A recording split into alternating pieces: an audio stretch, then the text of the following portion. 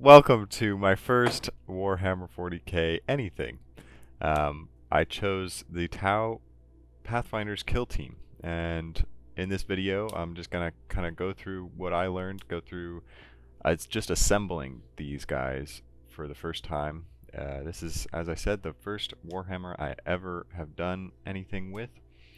I pre-edited this video, and I'm just gonna kind of talk over it, watch it with you guys in a way, whoever you guys are. It's the first video, so who knows who you guys are. But I'll just talk through what I learned and what happened in this video and what was enjoyable, and I'll do another one later about painting and the things I learned there. This is for newcomers, oldcomers, maybe people that have been in the Warhammer community for a long time and can teach me some things in the comments. Who knows? First things first, personally, I found that getting a box of Warhammer is somewhat unsatisfying, although building and assembling and painting and the rest of the process is very satisfying. But the actual box for the Warhammer themselves is kind of smaller than I would have ever expected. I was picturing these big boxes of like Legos in my mind before getting them. And as we saw just a couple minutes ago, when you unpackage the box, it's like three sheets of plastic. These things called sprues is what I learned. And like a rule book that we're looking through right now. And that's it. And that to me is not nearly as satisfying as like opening a box of Legos and you get like a bunch of Legos that you're like, oh yeah, I get to assemble all these Lego bricks and put them together. But after that kind of shock factor that I went through, it was super fun to do the rest of the assembly and the rest of the process. Here we're just cutting out the individual pieces for these different characters. For when I was cutting them out, I kind of used the flat of the pliers up against the actual piece that I would then be using for assembly, so that there was like a flatter cut. You'll see with your pliers that there's like a valley and a flat part. So I butted the flat part up against the pieces as best as possible. And even then, there's still sometimes like a little raised piece of plastic that gets left behind from the sprue that later I went and sanded down and used a chisel for, or whatever. Use a plastic knife, X-Acto knife, to cut off those pieces of plastic. But that was the way that I found was best for it. It also let you get as close to the model as possible without needing to do too much extra work. Now, with the Tau Pathfinding Kill Team, this package specifically, the not rule book, but like the assembly book has different piece denotions to it, like A16 or B7 or whatever. And those numbers, I presume, were supposed to appear on the sprues so that you could find the pieces easily. But it was not as easy as that with this set. The numbers didn't exactly line up. It wasn't very clear what was the A sheet and the B sheet, especially since there was only A and B, but as you saw, there's 3 sheets, so what the heck.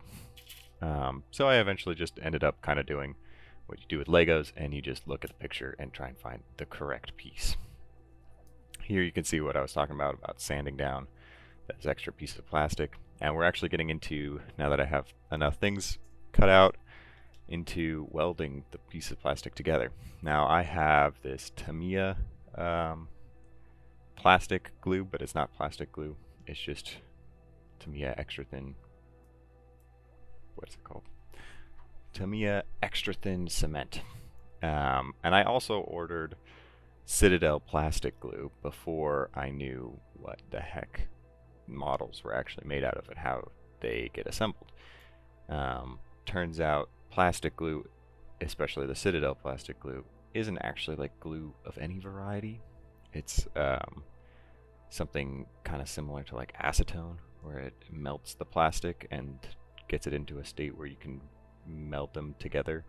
So it melts the plastic a little bit, you melt it on each side as we're doing right now, and then you push the pieces together, and eventually when it dries, it's like one kind of solid piece of plastic. So for that reason, get get Tamiya extra thin. I learned about it listening to another YouTube channel, Warhammer, and it's far more affordable for far more of it than ordering anything from Games Workshop or Citadel. Although I saw other videos where people liked the Citadel plastic glue because of the long spout, which is nice. But as you can see from this comparison, that just buying a Tamiya versus a Citadel, you get a lot more bang for your buck, if you will. And I just picked up the Tamiya at the local Hobby Town or Hobby Lobby. I can't remember which one, but one of the two. So the process of welding them together was pretty simple, and I liked the little paintbrush thing on the Tamiya package. You just put a bit of plastic glue, plastic cement onto each piece, melt it down as I described, and stick them together, and it actually welds together really quickly, which was really satisfying because you could easily put together a dude if all your pieces were cut out, prepared, and sanded and whatever, and together in the way that you wanted. You could put it together in, I don't know, 5 minutes if you know what you're doing, which at the time of me assembling these things, I barely knew what I was doing. So, as you see, sometimes I put the pieces together first to see what it looks like before actually cementing them together. And this is especially helpful when posing the character and wanting to kind of go off script of the guidebook there. So the character I'm building right now is what I'm going to call my commander dude of this kill team. And it had a certain pair of legs that it combined with a certain chest with certain gun combinations and a backpack and whatever, right? And it wanted a specific combination of those things, and I didn't want to use the same legs, which means I couldn't pose the character in at all the same pose that the book was giving, and I was fine with that.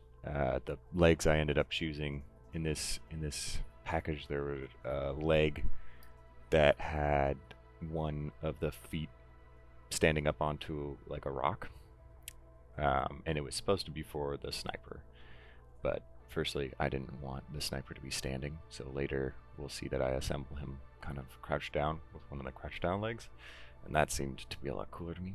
But the commander taking a command pose with standing up on one kind of rock was a cool idea to me, and that's what we're assembling here.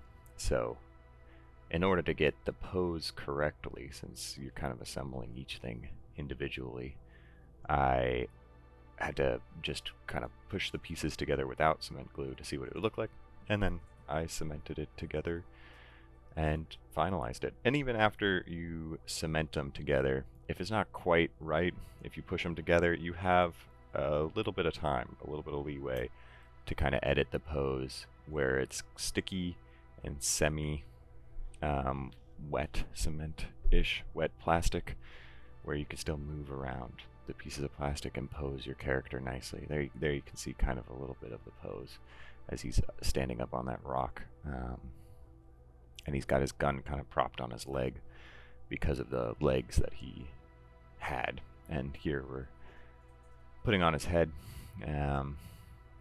The most annoying parts about the Tau were probably their little antennae thing. They have like a radio antenna on their heads / helmets that connects only at a very fine point.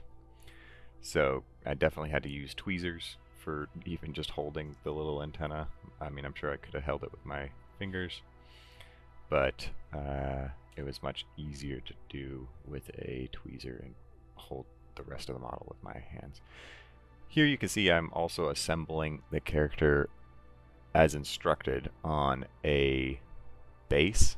Like I glued the character to a base first, which earlier in the video I was testing how do I get the feet on the base, and first I tried the cement glue, the plastic cement stuff, the Tamiya stuff, and that does not work, turns out. So you have to use super glue to glue your characters to your bases. So I'm assembling it on the base as instructed, and you can see there's 3 other legs that are attached to some bases up there. I did not like having them on the bases in the end, so later I took them off. So we've kind of finished assembling this character now. This is the commander guy, and we're kind of going to go through the rest of them. Here's a better view of him. He's got that leg up on that rock, as I was describing. He's the only character with a sword. The pack only came with one sword, so I put it on his backpack. He's got a cool pack, and there you can see his gun kind of resting on his leg there. Let's see the next guy. This guy is like a charger. I don't actually know what his technical term is, but there was this face that had this like big open mouth that was yelling, and these legs that were ready to be running. And these are only one pair of legs, so I thought that would fit together. And there was one spare backpack as well. This is our grenadier. He was pretty cool. He was kind of built as the book described. And that was a fun one to paint later on too.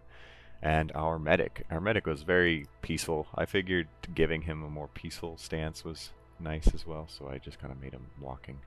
And here you can see I assembled the rest not on bases because I gained the foresight that maybe I'd want to position them not on the bases for painting later, and especially for priming.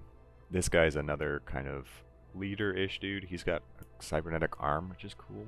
I liked that, and I used for testing for painting later on. This guy, I can't really remember what he's the weapon specialist. You can see he's got a pistol and whatever his big gun is. And I have not read the rules, so I still need to do that to see actually what these characters have.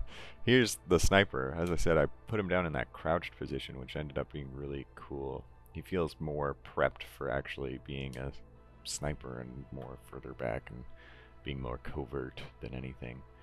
This next guy is, I don't know what he's called, what his actual technical term. I call him big gun guy because he's got the biggest gun out of the group.